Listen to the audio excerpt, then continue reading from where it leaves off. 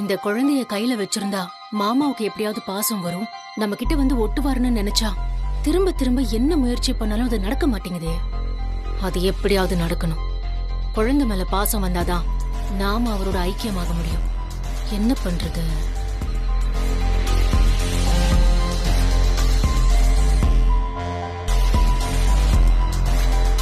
ஓய் செல்லக்குட்டி, இங்க பாருங்க.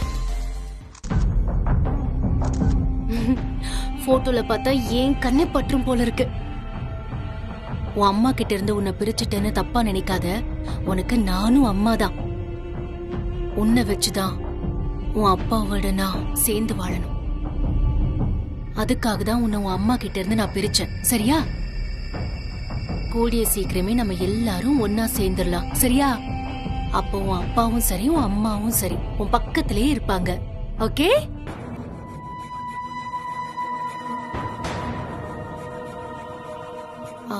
மாமா, நான் உங்க பையனோட போட்டோ அனுப்பியிருக்கேன். அவன் அப்படியே உங்களை உரிச்சு வச்சு பிறந்திருக்கான். நீங்க ஸ்கிரீன் சேவரா இந்த போட்டோ வச்சுக்கோங்க. எப்போ உங்க மொபைல ஆன் பண்ணாலும் உங்க பையனோட முகம் தான் உங்களுக்கு தெரியணும். அத பார்த்ததுமே அவனை பெத்து கொடுத்தது நம்ம ஸ்வேதா தானின்னு என் முகம் உங்களுக்கு ஞாபகத்துக்கு வரணும். புரியுதா? அடுத்தது போட்டு முன்னாடி விட்டு பாரு. இரு இரு இரு, அவசரப்படாத. மாத்தி மாத்தி வச்சுட்ட பாரு. ஆன்லைன் கிளாஸ் போனா போறது கிடையாது. இது மட்டும் போதும். போ. சரிப்பா. நாளைக்கு தங்கச்சி பாப்பாக்கு பேர் வைக்கிறீங்க தானேப்பா? ஆமாம். அப்ப தம்பி பாப்பாக்கு எப்பப்பா பேர் வைப்போம்? ஏன்பா? அது உன் தம்பி பாப்பாவா? அந்த பாப்பாவுக்கும் நமக்கு சம்மந்தம் இல்லைன்னு சொல்லியிருக்கல. தேவையில்லாம அதையே சொல்லிட்டு இருக்க பாரு. ஒரு விஷயத்த ஒரு வாட்டி தான் சொல்லுவேன். மறுபடியும் அதே சொல்லிட்டு இருந்தா அப்பாவுக்கு கோவம் வந்துடும் சொல்லிட்டேன். ஒரு வாட்டி சொன்னா நல்ல பொண்ணா புரிஞ்சுக்கணும். அது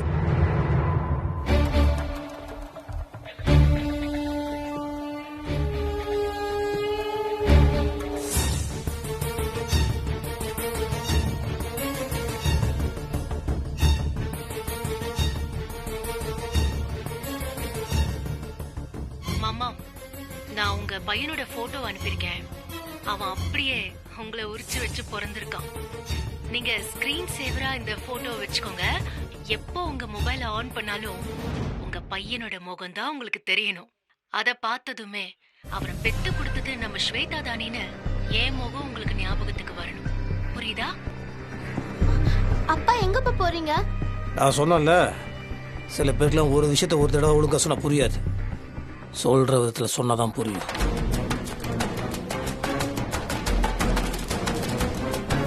ஸ்வேதா, ஸ்வேதா. அப்பா என்னாச்சுப்பா? நீ இப்போதுக்கு என் பின்னாடியே வந்த? யார கிட்ட இங்க வந்த? நீ இங்க வரக்கூடாதுன்னு சொன்னல. உன்ன எதுக்கா வந்தப்போ?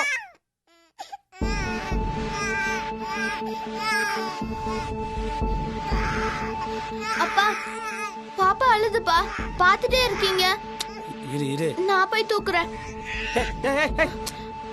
அது விடு விடு. குழந்தை கொண்டு கழுத்து சரியா நிக்கல. அது தெரியாம தூக்கூடாது, அப்புறம் கழுத்து இதாகிடும். நானே பார்க்குறேன்.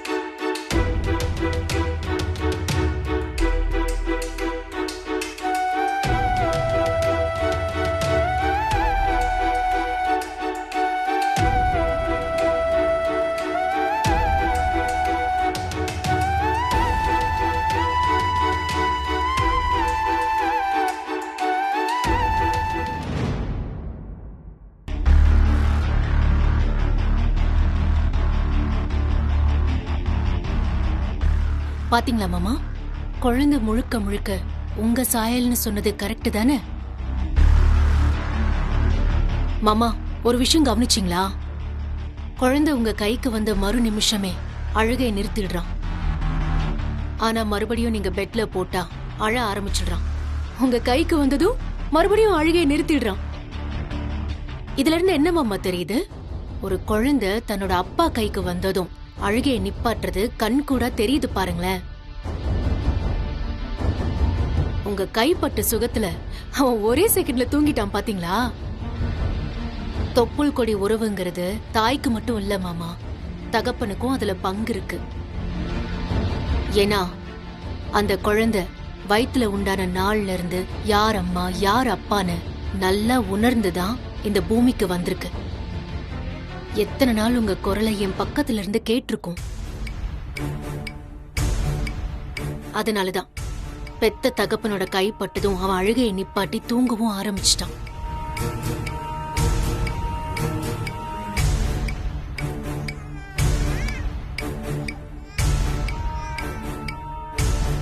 இந்த விளையாட்டு கட்டுறவெல்லாம் குழந்தைகிட்ட வச்சுக்கோ. என்கிட்ட வேண்டாம். மாமா, நீங்க எனக்கு வேணுங்கிற ஆசையோட வாழ்றவனா? எத்தனை முறை நீங்க சொன்னாலும் நான் வேண்டான்னு விலகி நிக்க மாட்டேன். அது என்னால முடியாது. இப்போ என் ரூம் வரைக்கும் உங்களை வர வச்சிருக்கேன். இன்னும் கொஞ்ச நாள் தான் நான் எதிர்பார்த்த எல்லாமே நடக்கும். உங்க கனவுலையும் நினைவிலையும் நானும் உங்க மகனும் வந்துகிட்டே இருப்போம். இதுல எந்த மாற்றமும் இருக்கவே இருக்காது மாமா. கண்ணா, உங்க அப்பா கண்டிப்பா அவர் வாயால பேர் சூட்ட போறாரு. அதுக்கான முன்னோட்டம் தான் இது. ஓ, அழக்கூடாது அழக்கூடாதுடா. அழாத தங்கம், அழாத. சரி சரி, ஏன்டா அழற? அழக்கூடாதுடா தங்கம்.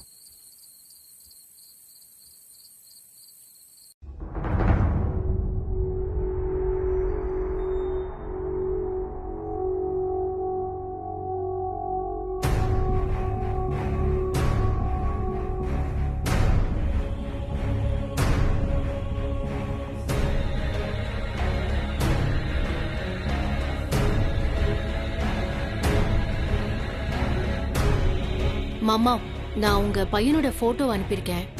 அவன் அப்படியே உங்களை உரிச்சு வச்சு பிறந்திருக்கான். நீங்க ஸ்கிரீன் சேவரா இந்த போட்டோ வச்சுக்கோங்க. எப்போ உங்க மொபைல் ஆன் பண்ணாலும் உங்க பையனோட முகம் தான் உங்களுக்கு தெரியணும்.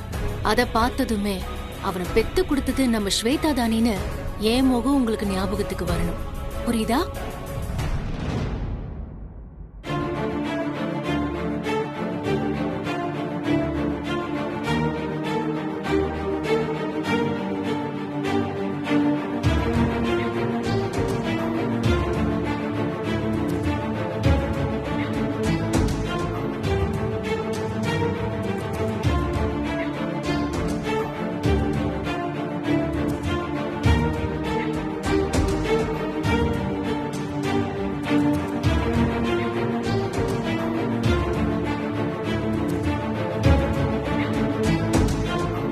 குழந்தை உங்க கைக்கு வந்த மறு நிமிஷமே அழுகையை நிறுத்திடுறான். ஆனா மறுபடியும் நீங்க பெட்ல போட்டா அழ ஆரம்பிச்சிடுறான். உங்க கைக்கு வந்ததும் மறுபடியும் அழுகையை நிறுத்திடுறான். இதுல இருந்து என்ன மாமா தெரியுது? ஒரு குழந்தை தன்னோட அப்பா கைக்கு வந்ததும் அழுகையை நிப்பாட்டுறது கண் கூட தெரியுது பாருங்களேன். உங்க கைப்பட்ட சுகத்துல அவன் ஒரே செகண்ட்ல தூங்கிட்டான் பாத்தீங்களா?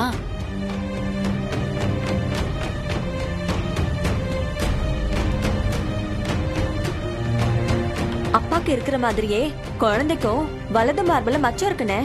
பாருனே.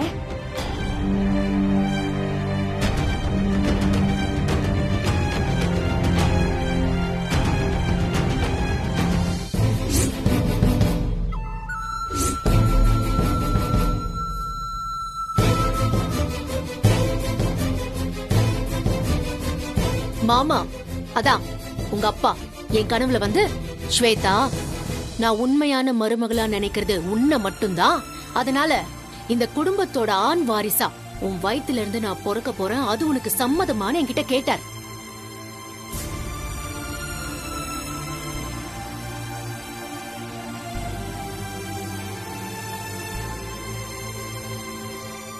ஸ்வேதா பயங்கரமான நடக்கக்காரு. இந்த குழந்தைய வச்சு இமோஷனல் பிளாக்மெயில் பண்ண நினைக்கிறா. குழந்தைய காட்டி அவ பக்கம் இழுக்க பார்க்குறா. இதெல்லாம் தெரிஞ்சோ என் மனசு ஏன் அந்த குழந்தை பற்றி யோசிச்சுட்ருக்கு.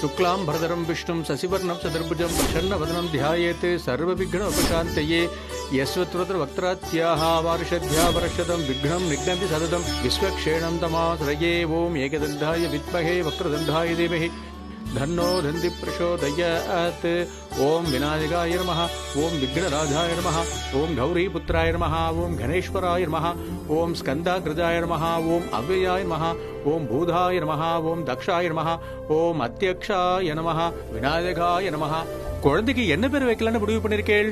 பொன்மகள். பொன்மகள் நாமதேயஸ்ய ஓம் வாணி பிரதாய நமஹ ஓம் அவ்யாய நமஹ ஓம் சர்வசித்தி பிரதாய நமஹ ஓம் இந்தாங்க மாலையை மாத்திக்கோங்க.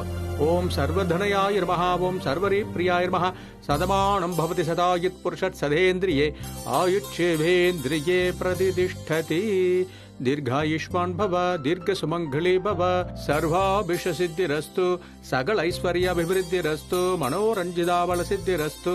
நான் சொல்ற மந்திரத்தை நன்ன திருப்பி சொல்லுங்க. வக்ரதுண்ட மகாகாய கோடி சூரிய சமப்பிரபா.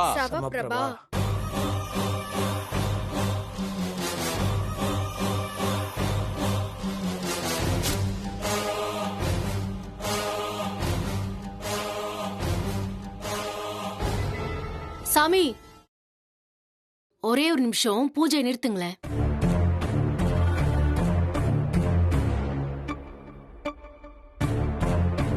ஏய் ஸ்வேதா. ஏய் கார்த்திக், கொஞ்சம் அமைதியா இரு. நான் சபையில அத்தனை பேர் மத்தியில பேசியே ஆகணும். ஏய், இப்ப ஃபங்க்ஷன் நடத்துறதுக்கு விட போறியா இல்லையா? ஏய், டிஎன்ஏ ரிசல்ட்ல என்ன வந்திருக்குடா? என்ன வந்திருக்கு? அதுக்கப்புறமும் என்ன அடக்கி ஒடுக்கி வைக்க பாக்குறீங்களோ? இப்போ இந்த நிமிஷம் என்னால இங்க போலீஸ வர வைக்க முடியும். என்ன பேசுறதுக்கு இப்ப விடுவியா மாட்டியா? சபையில இருக்கிற எல்லாருக்குமே வணக்கம். நானும் முத்தரச மாமாவோட பொண்டாட்டி தான். எனக்கு பிறந்ததும் அவரோட குழந்தைதான்.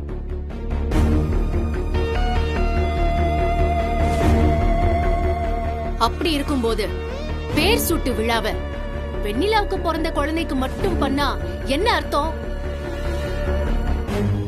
இதோ என்கிட்ட இருக்கே இந்த ஆண் குழந்தை, இவனுக்கும் சேர்த்துதான் இந்த பேர் சூட்டு விழாவை பண்ணணும். ஏமா எப்ப பார்த்தாலும் தகராறு பண்றதுதான் உனக்கு வேலையா? வாங்கயா வாங்க. எடுத்த உடனே கண்ணை மூடிக்கிட்டு அவங்க சார்பா பேசிடுவீங்களே நினைச்சேன். சரி, ஓகே. என்கிட்ட என்ன நியாயம் இல்லன்னு நீங்க இப்படி பேசுறீங்க? எது நியாயமோ அதத்தான் நான் இந்த சபையில பேசிக்கிட்டு இருக்கேன். இங்க பாருங்க, ஒரே ஒரு விஷயம் புரிஞ்சுக்கோங்க. வெண்ணிலா முத்தரச மாமாவுக்கு வலது பக்கம் உட்கார்ந்தா நான் அவருக்கு இடது பக்கம் உட்காரணும். வெண்ணிலாவோட குழந்தை முத்தரச மாமாவோட வலது கால் தொடையில உட்கார்ந்தா என் குழந்தை இன்னொரு கால் தொடையில உட்காரணும். எது பண்ணாலும் ஒரே நேரத்துல ரெண்டு குழந்தைங்களுக்கும் சேர்த்துதான் பண்ணணும். ரெண்டு பேருக்குமே பேர் வச்சு தொட்டில ஒன்னா போட்டாகணும். அப்படி எல்லாம் எதுவும் நடக்கல. இந்த பேர் சூட்டும் விழாவை நல்லபடியா நடக்க நான் விட மாட்டேன். இருங்கோ, எந்திருக்காதீங்க.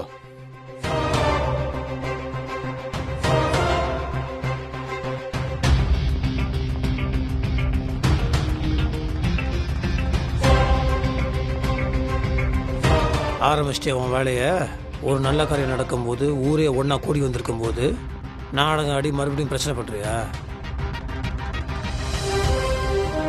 என்ன வேணாலும் பண்ணிக்கோ, நீ நினச்சது நடக்காது. இவ என் பொண்ணு, என் குழந்தைக்கு மட்டும்தான் இந்த விசேஷம். அந்த குழந்தைக்கும் எனக்கும் எந்த சம்மந்தமும் இல்லை, உனக்கும் எனக்கும் எந்த சம்மந்தமும் இல்லை. அதனால் உன்னால் ஒன்றும் பண்ண முடியாது. உன்னால் முடிஞ்சதை பார்த்துக்கோ. என்னப்பா இது இப்படி பேசினா என்ன அர்த்தம்? இப்போ நீங்களே சொல்லுங்க, இவர் சொல்றதுல ஏதாவது நியாயம் தெரியுதா உங்களுக்கு? இப்படி அமைதியா இருந்தா என்ன அர்த்தம்? ஊர்க்காரங்க எல்லாருமே பேசுங்களே ப்ளீஸ். முத்தரசு, நீங்க சொல்றது கொஞ்சம் கூட நியாயம் இல்லாம தான் இருக்கு. ஏன்னா 2 குழந்தைகளும் உங்களுக்கு பிறந்ததுன்னு தான் ஸ்வேதா சொல்லுது. அப்படி இருக்கும்போது ஒரு கண்ணில் சுண்ணாம்பையும் ஒரு கண்ணில் வெண்ணையும் வைக்கிறது எந்த வகையில் நியாயம்? எல்லாரும் தெளிவா கேட்டுக்கோங்க, சும்மா ஒண்ணும் சொல்லல.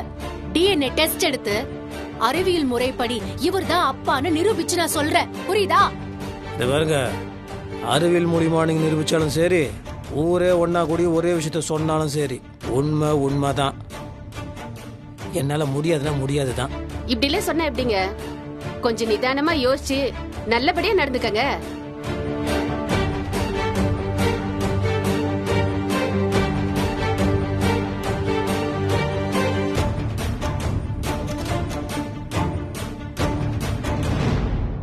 இதை பாருங்க, உங்க எல்லாரும் மேலேயும் நான் எவ்வளவு மரியாதை வச்சிருக்கேன்னு உங்க எல்லாருக்கும் தெரியும். ஆனா அந்த மரியாதைக்கு உட்பட்டு நான் இதுதான் ஏன் குழந்தைன்னு ஒத்துக்கிட்டேன்னா, இந்த குழந்தைக்கு ஸ்வேதா தான் அம்மான்னு நான் ஏத்துக்க வேண்டியதா இருக்கும்.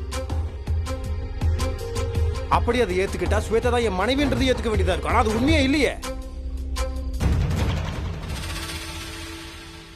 சத்தியமா சொல்றேன், இந்த குழந்தைக்கும் எனக்கும் எந்த சம்மந்தமும் கிடையாது. இந்த பிரச்சனை வரக்கூடாதுக்கு தான் ஆரம்பத்தில் இதுக்கு ஒரு முற்றுப்புள்ளி வைக்கணும்னு நினைக்கிறேன். எங்க வெண்ணில ஏன் போண்டாட்டிங்க, எங்க குழந்தைங்க நாங்க பேர் வச்சு இன்னைக்கு தொட்டில போட போறோம்.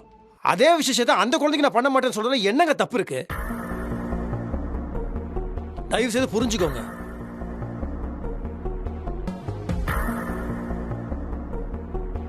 என் வயித்துல பிறந்ததுக்காக இந்த குழந்தை என்னங்க பாவம் பண்ணுச்சு? வெண்ணிலா வயித்துல பிறந்ததுனால இந்த குழந்தைக்கு மட்டும் அம்மா அப்பாவோட அன்பு பாசம் அரவணைப்புன்னு எல்லா விஷயமும் கிடைச்சிட்டு இருக்கு. ஏன் குழந்தை மட்டும் என்ன பாவம் பண்ணுச்சு சொல்லுங்க?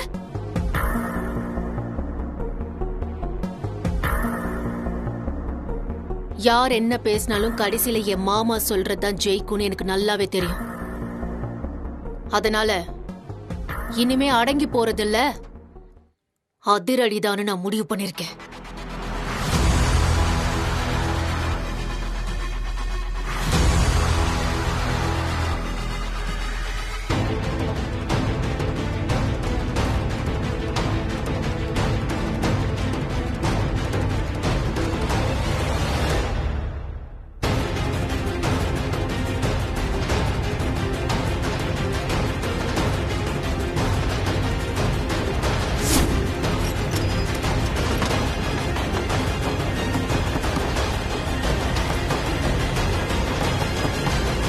ஸ்வேதாக்கா, குழந்தைய ஒண்ணும் பண்ணிடாத. கதவை திறந்து ஸ்வேதா. தரங்க ஸ்வேதாக்கா. தரங்க ஸ்வேதாக்கா. கதவை திறந்து ஸ்வேதா. குழந்தைய ஒண்ணும் பண்ணிடாதீங்க. கதவை திறங்க. ஸ்வேதா, சொல்றதை கேளு ஸ்வேதா. ஐயோ, விளையாடாதீங்க ஸ்வேதாக்கா. கதவை திற. நீங்க மட்டும் ஏன் குழந்தை விஷயத்துல விளையாடுறீங்க? நான் உங்க குழந்தை விஷயத்துல விளையாட கூடாதோ? நான் இப்படி விளையாடினாதான் எனக்கு தேவையான பதில் கிடைக்கும். அது வரைக்கும் நான் இந்த விளையாட்டை நிறுத்த மாட்டேன்.